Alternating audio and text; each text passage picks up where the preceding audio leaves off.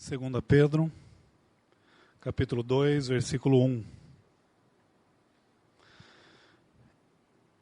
E também houve entre o povo falsos profetas, como entre vós haverá também falsos doutores, que introduzirão encobertamente heresias de perdição e negarão o Senhor que os resgatou, trazendo sobre si mesmos repentina perdição. E muitos seguirão as suas dissoluções, pelos quais será blasfemado o caminho da verdade. E por avareza farão de vós negócio com palavras fingidas, sobre os quais já de largo tempo não será tardia a sentença e a sua perdição não dormita. Porque se Deus não perdoou aos anjos que pecaram, mas, havendo-os lançado no inferno, os entregou às cadeias da escuridão, ficando reservados para o juízo. E não perdoou ao mundo antigo, mas guardou a Noé, pregoeiro da justiça, com mais 7 pessoas, ao trazer o dilúvio sobre o mundo dos ímpios, e condenou a subversão às cidades de Sodoma e Gomorra, reduzindo-as a cinza, e pondo-as para exemplo aos que vivessem impiamente. E livrou o justo Ló, enfadado da vida dissoluta dos homens abomináveis. Porque este justo, habitando entre eles, afligia todos os dias a sua alma justa, pelo que via e ouvia sobre as suas obras injustas.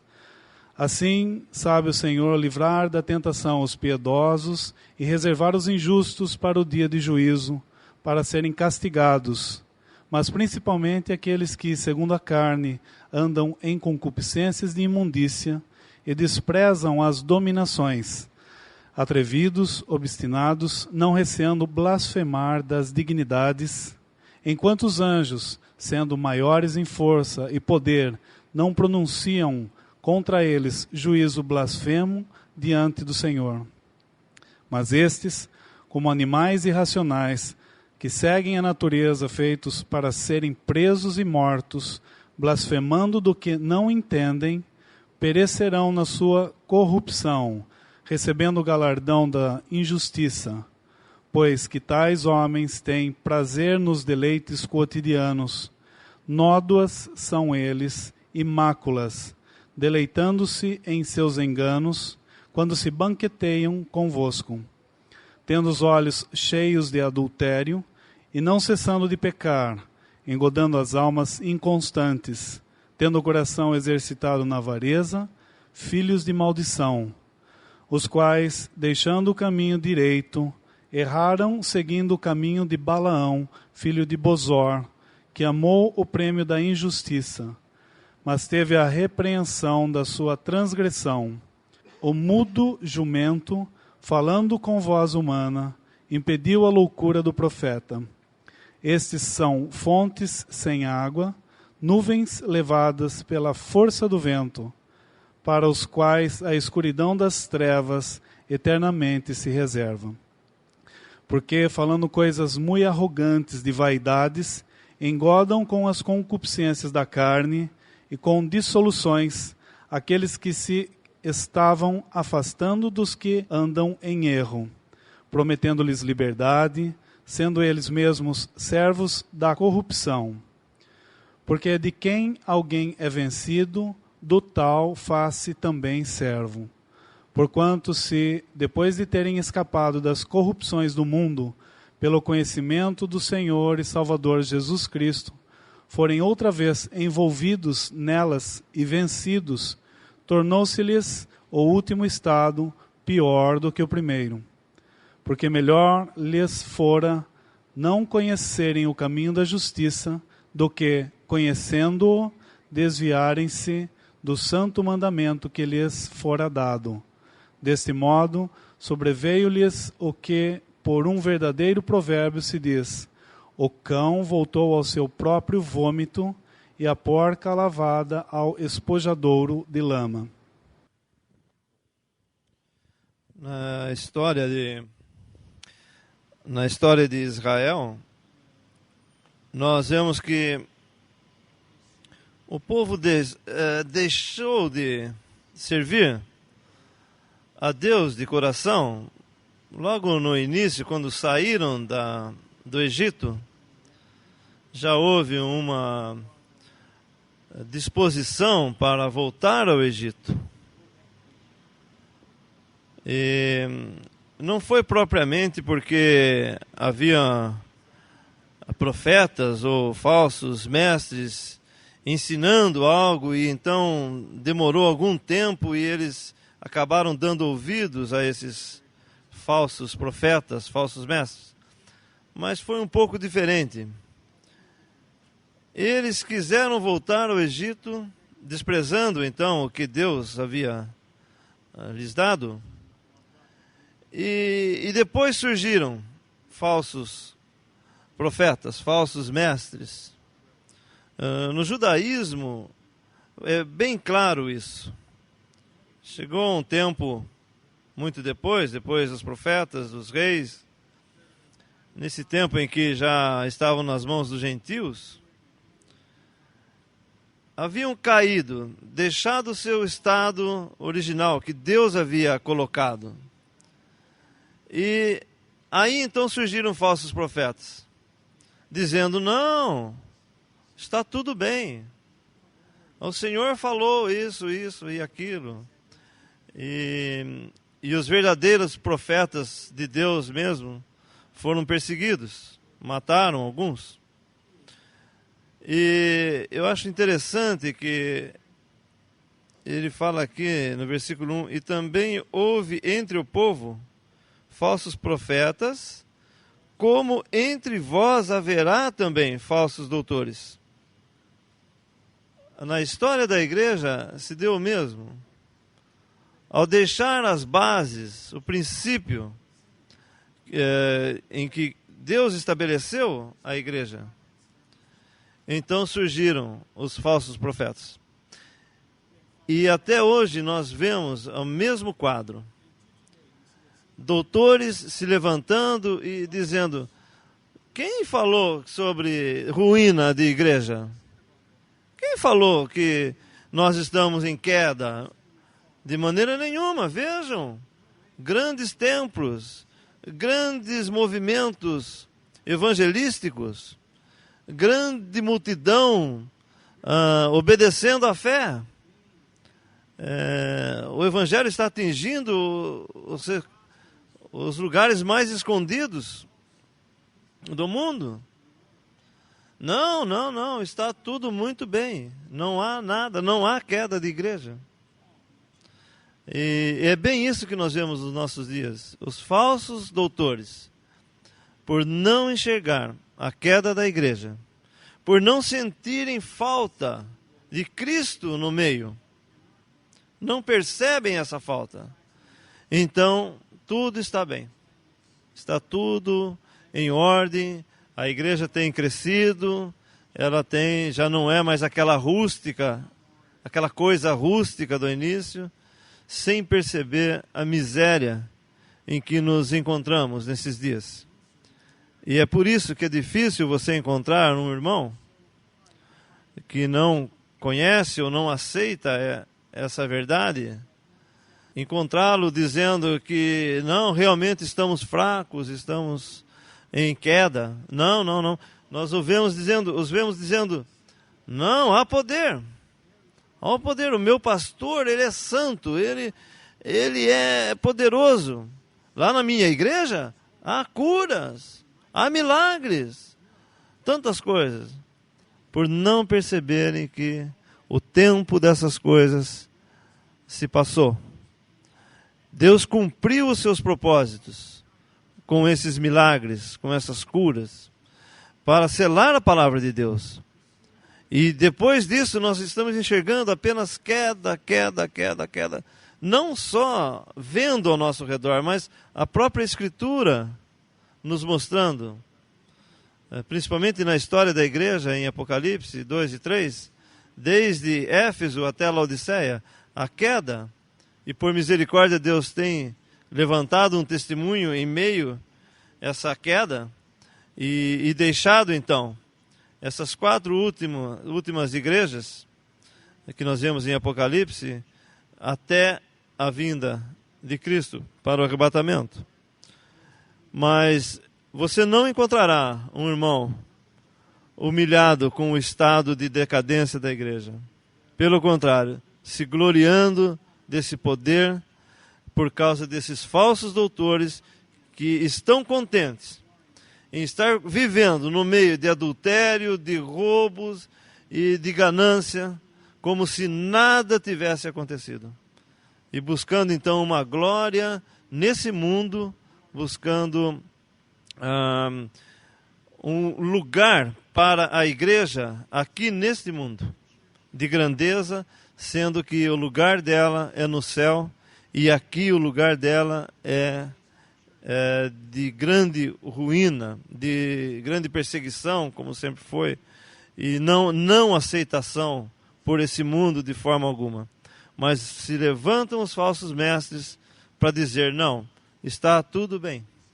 E é isso então que nós temos um pouco, né, nesse versículo 1. E também aqui tem uma palavra, no final do versículo, e negarão ao Senhor que os resgatou. Algumas versões trazem até que os redimiu, mas aqui não é essa palavra que deveria estar aqui, porque a palavra correta aqui seria comprou. E a diferença é que o Senhor comprou.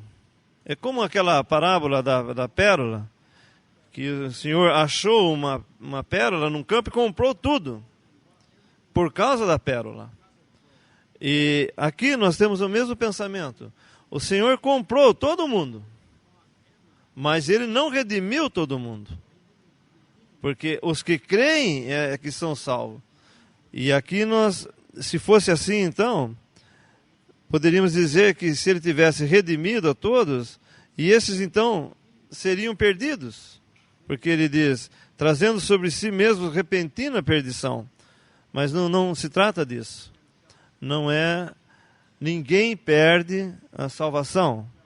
Nenhum redimido um dia vai se encontrar perdido, mas ele se encontrará na presença de Cristo como todos os crentes, todos os que tiveram fé em Cristo.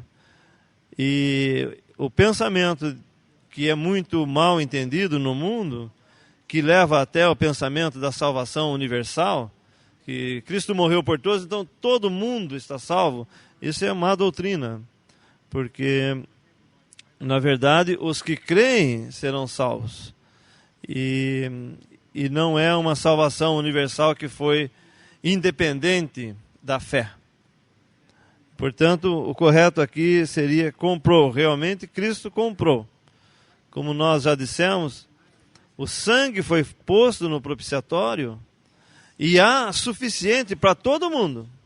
Se todo mundo crer, há suficiência para a salvação de todo mundo. Mas há esse pequeno detalhe, é pela fé que nós somos salvos. E não por uma obra que independe se nós crermos ou não crermos. O sangue é para todos. Ninguém quer. Uns vão querer. Por vontade soberana de Deus. Nós vemos aqui uma série de juízos que Deus, não podendo mais a sua justiça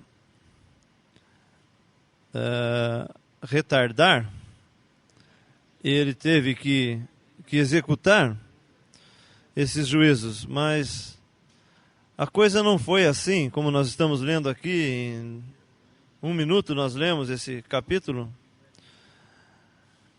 É interessante, Deus, o versículo 4, bom, no versículo 3 nós vemos, desculpa, o versículo 4 mesmo, porque se Deus não perdoou os anjos que pecaram. É interessante, entre o versículo 1 e 2 de Gênesis, nós vemos eras e eras se passando, porque não se contava tempo, e já havia tido lugar um juízo nesse mundo, porque diz que a terra estava sem forma e vazia. Isaías 45 diz que Deus não criou, não formou a terra para não ser habitada, ou para ser um caos. Algo já aconteceu antes. O pecado estava antes, nesse mundo, em que esses anjos tiveram seu julgamento. E podemos ler um versículo em Timóteo, acho que é 1 Timóteo. 1 Timóteo capítulo 5, versículo 21. Conjuro-te diante de Deus e do Senhor Jesus Cristo e dos anjos eleitos, que sem prevenção guardes essas coisas, nada fazendo por parcialidade. Aqui nós vemos anjos eleitos. Por que houve anjos que não caíram? Porque foram eleitos. Mas no nosso capítulo nós estamos lendo desses anjos, ou melhor, de outros anjos que pecaram. Versículo 4, porque se Deus não perdoou aos anjos que pecaram, e houve um juízo para eles. Mas nós não sabemos em quanto tempo durou entre esses anjos, Deus criar os anjos e eles pecarem. Penso eu que foi, não sei se contava tempo, mas se contava era muito tempo. Porque Deus é justo, longânimo, e quando ele vai executar juízo, ele vai executar uma obra estranha a ele. Ele não cria para destruir, para julgar, para condenar.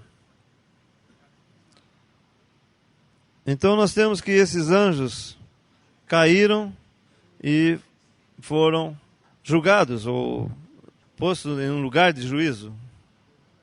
Depois nós temos, e não perdoou o mundo antigo, mas guardou a Noé. Isso fala do mundo antes do dilúvio, o mundo antigo. E guardou a Noé.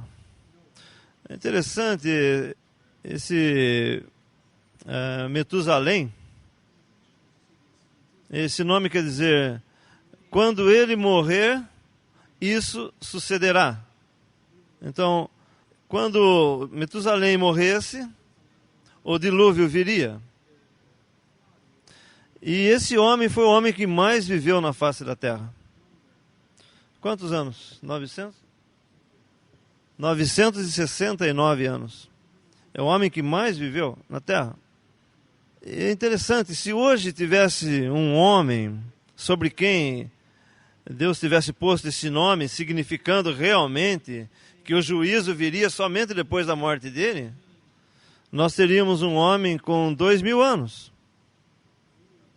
Portanto, o nosso tempo da graça, Deus está estendendo o maior tempo ainda da sua longanimidade, sua paciência em executar sua obra estranha.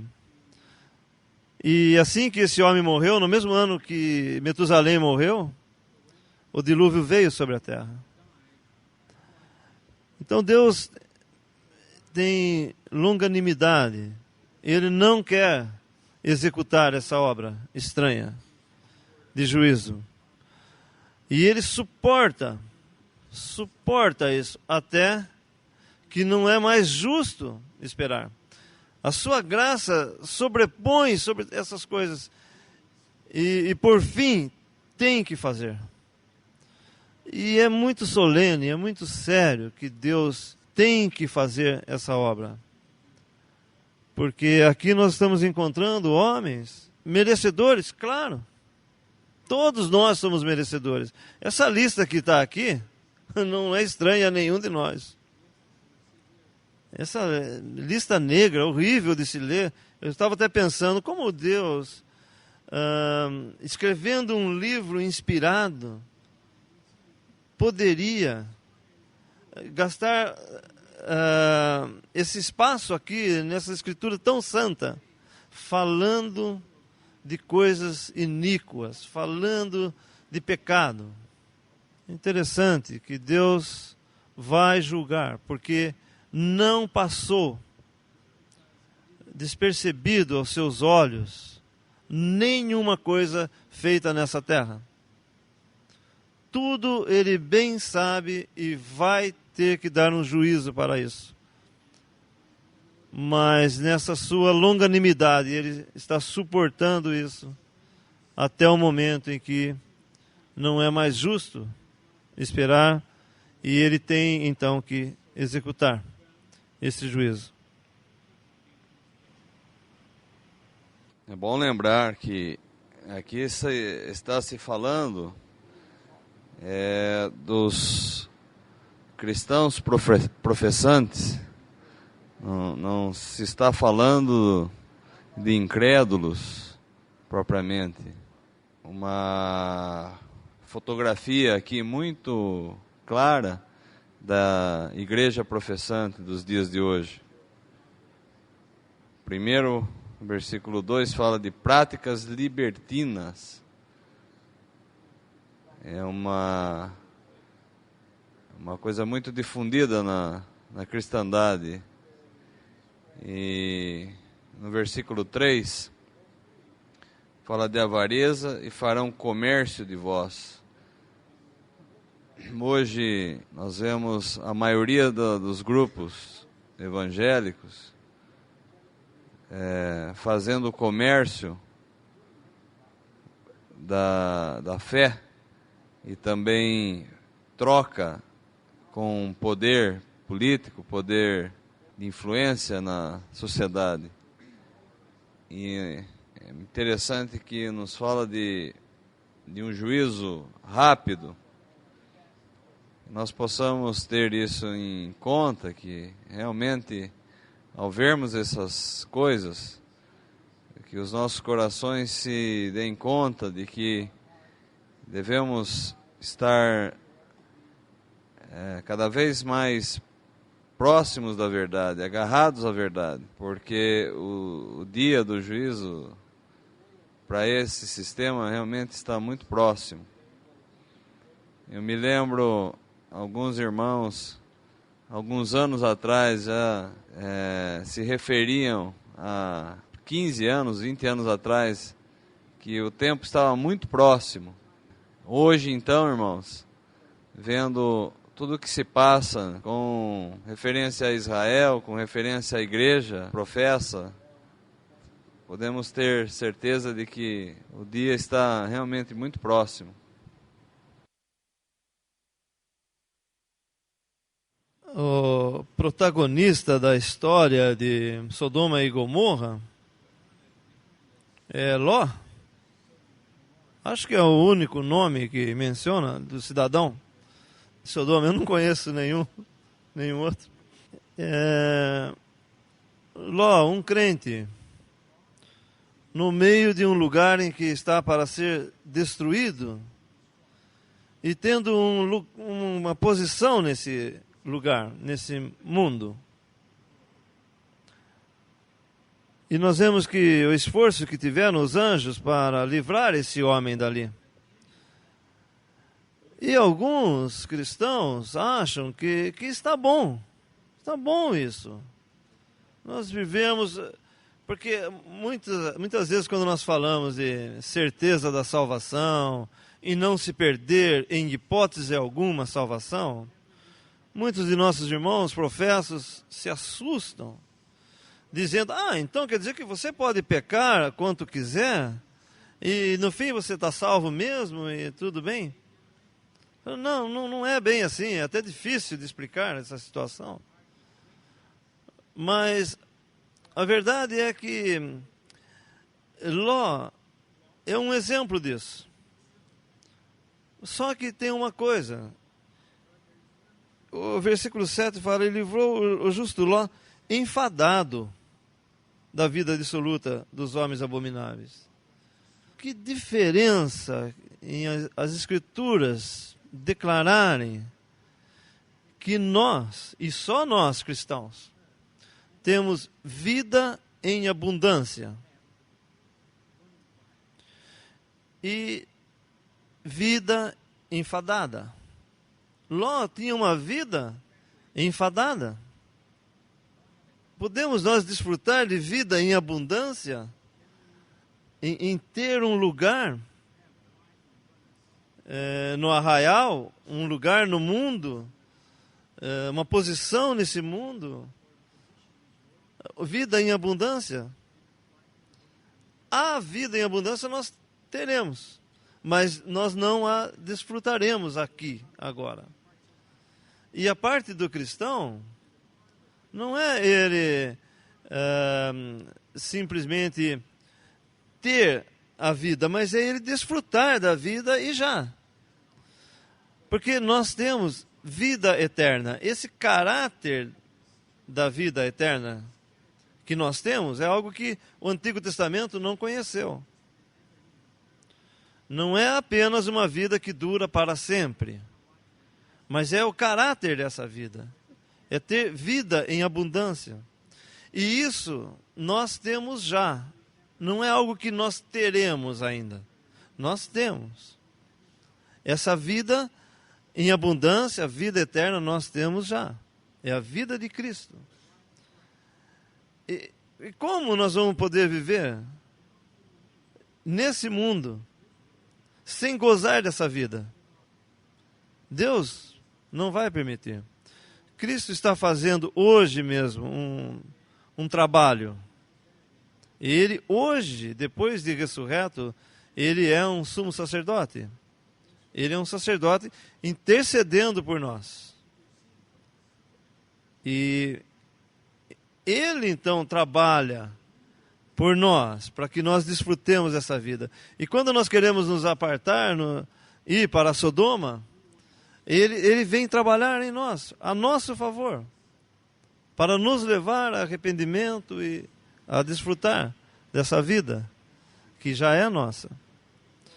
E se nós rejeitamos, se nós resistimos, então vivemos vida enfadada.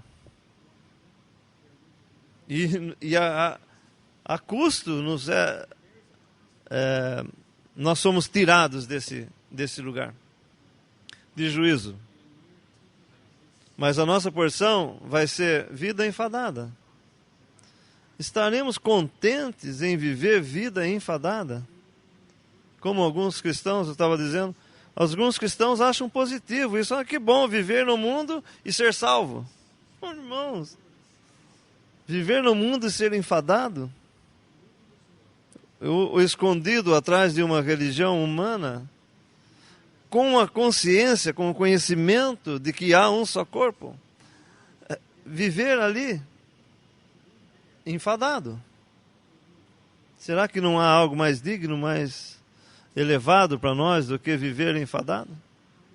Certamente, nós temos vida em abundância para ser desfrutada já, em comunhão com Cristo.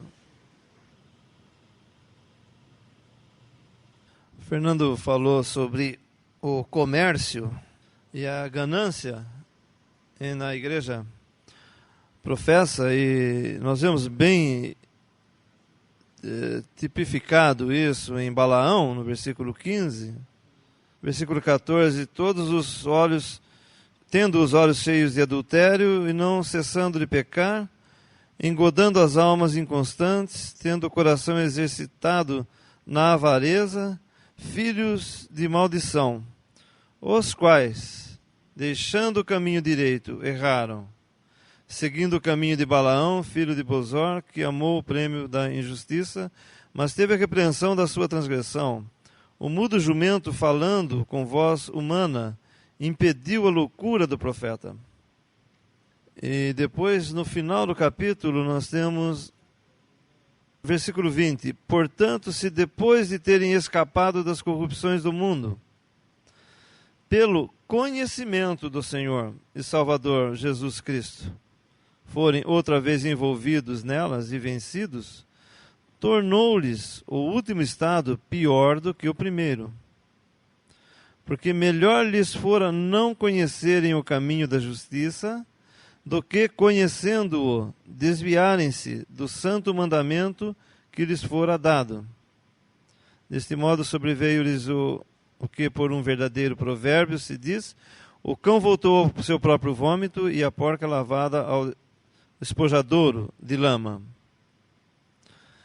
Esses versículos também são usados muitas vezes para justificar o pensamento ou a doutrina de que se perde salvação, achando que ele está dizendo que essas pessoas tinham salvação e depois perderam, por não perseverarem até o fim, como eles afirmam.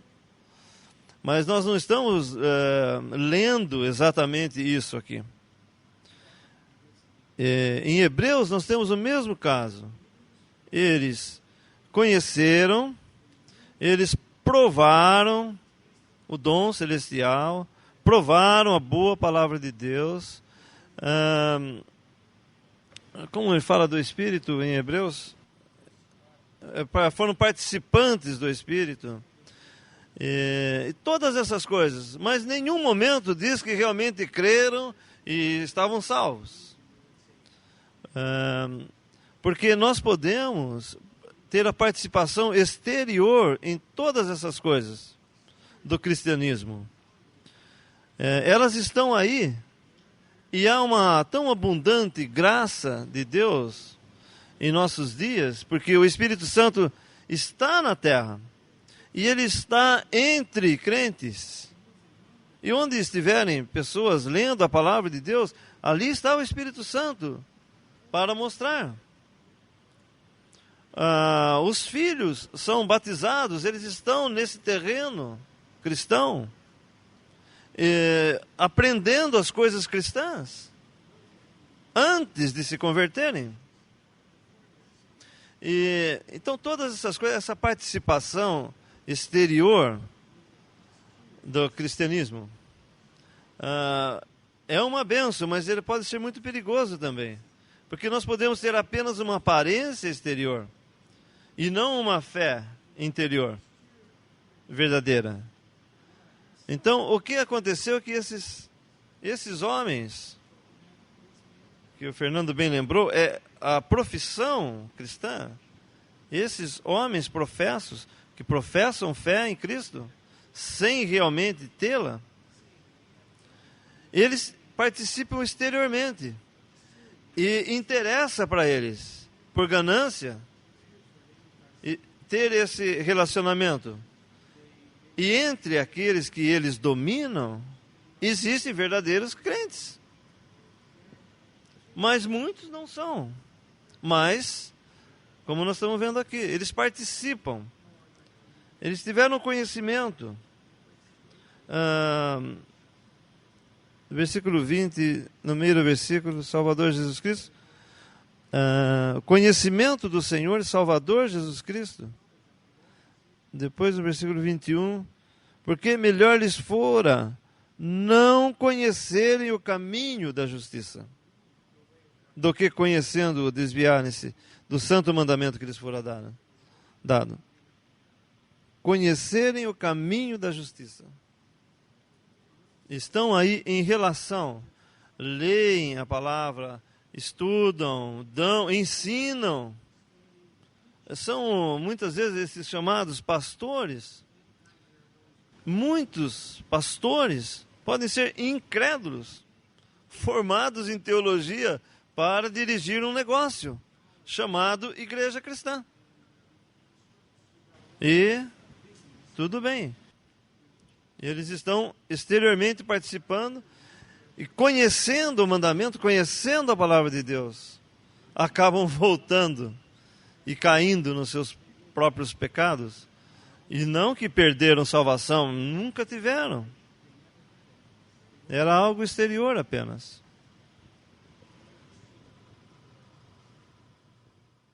Alguém pode perguntar, mas como isso é possível? uma situação como essa. Alguém viver entre cristãos sem ser cristão, tendo a mesma forma de um cristão. Irmãos, nós vivemos no mundo, é possível. E como nós vivemos no mundo, sendo diferentes? Como nós podemos sobreviver nesse mundo sendo diferentes? Porque somos diferentes. Somos nascidos de novo. Não pelejamos com as mesmas armas ou atitudes das pessoas do mundo. Nós já paramos para pensar que é o Senhor quem nos guarda, que supre todas as nossas necessidades. De outra forma, nós não conseguiríamos viver nesse mundo. E da mesma forma também, muitos professos vivem no meio da cristandade, incrédulos, com interesses profissionais, com interesses próprios, e é possível. Mas há uma diferença, o Senhor conhece os que são seus. E a nós nos cabe, como fala em Timóteo, apartar-nos desses vasos. Ao conhecer a verdade, nós temos, o mandamento é individual, cada um deve apartar-se e procurar com aqueles que um coração puro invocam o Senhor. Esse é o mandamento. E confiamos que os nossos filhos também irão ter esse exercício de, tendo uma prática de vida cristã, venham a crer e a se separar para Cristo.